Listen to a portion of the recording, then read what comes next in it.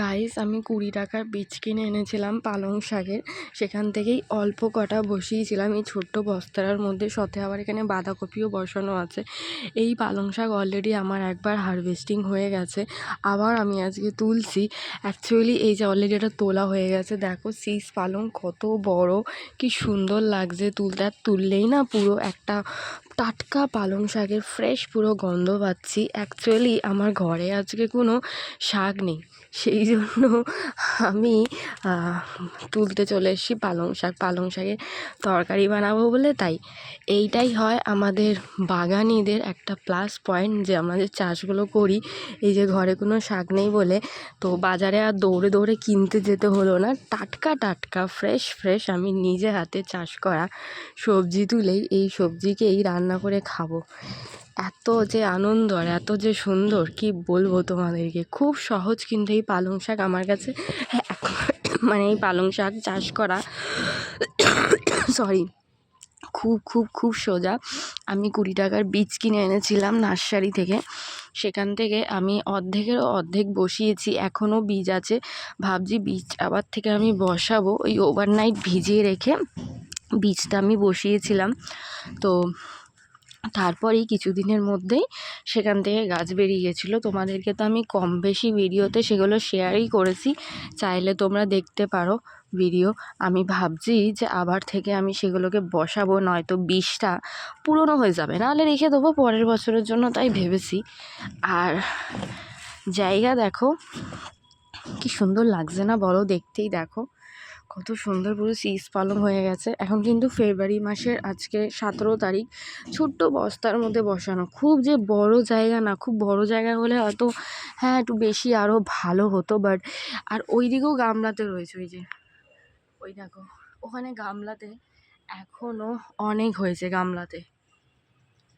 তো যাই হোক, চলো তাহলে এগুলোকে তোমাদের সাথে গল্প করতে করতে কথা বলতে বলতে আমি দেখো কতটা তুলে ফেলেছি, এখনও আরও আছে।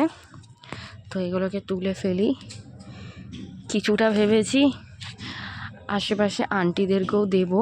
তো খুব সোজা, তোমরাও বাড়িতে এরকম পালং শাক চাষ করো নিজে হাতে, নিজে দিয়ে তোমরাও এরকমভাবে নিজে হাতে তোলো আর রান্না করে করে এত সুন্দর জিনিসটাকে উপভোগ করো। নিজে হাতে চাষ করে খাও, এর একটা আলাদাই শান্তি, আলাদাই আনন্দ, এর কেউ ভাগ নিতে পারবে না। বাজার থেকে পালং শাক কিন্তু কিনি আমরা 20 টাকাতে, 20 টাকা আটি। এখনও অবধি 20 টাকা, 15 টাকা, 10 টাকাতেও খুব রেয়ার পাওয়া যাচ্ছে।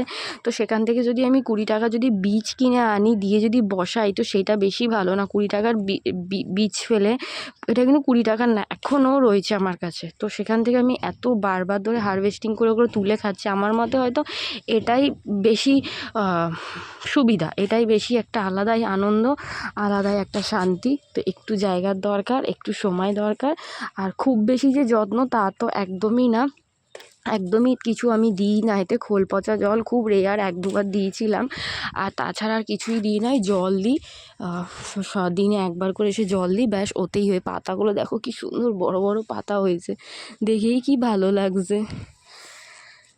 তো তোমরাও চাষবাস করো, তোমরাও এরকমভাবে উপভোগ করো, তোমরাও খাও নিজে হাতে চাষ করে সবজি। তো দেখো কতটা তোলা হয়ে গেছে, দেখো শুধু এখনও এই দেখো এতটা তোলা হয়ে গেছে, এখনও আরও অল্প কটা আমি তুলে ফেলবো। আর দিয়ে এটা তো 2-3 দিনে রান্না হবে, এখান থেকে আমি অল্প কটা দিয়েও দেবো আশেপাশে মানুষজনকে। তো কেমন লাগলো তোমাদের এই সুন্দর ভিডিওটা সকাল সকাল অবশ্যই কমেন্ট করে জানিও। এখনও আরও তুলবো আমি, আরও রয়েছে, আর এখান থেকে হাফ দেবো। আর ওইদিকে রয়েছে দেখো ফুলকপি হচ্ছে, এখনও অনেকটাই বড় হয়েছে ফুলকপি। এদিকে টমেটো রয়েছে, এদিকেও টমেটো রয়েছে। তো সকাল সকাল এত সুন্দর হারভেস্টিং করতে কিন্তু দারুণ মজা লাগে, ভীষণ ভালো লাগে। তোমরাও করো, তারপরে এই ফিলিংসটা বুঝতে পারবে। তো আশা করছি তোমাদের এই সকাল সকাল ভিডিওটা খুব ভালো লেগেছে। যদি ভালো লেগে থাকে please do like, comment, share, subscribe করে আমার পাশে থাকবেন। দেখা হচ্ছে নেক্সট ভিডিওতে, ততদিন সবাই ভালো থাকবেন, সুস্থ থাকবেন, টাটা।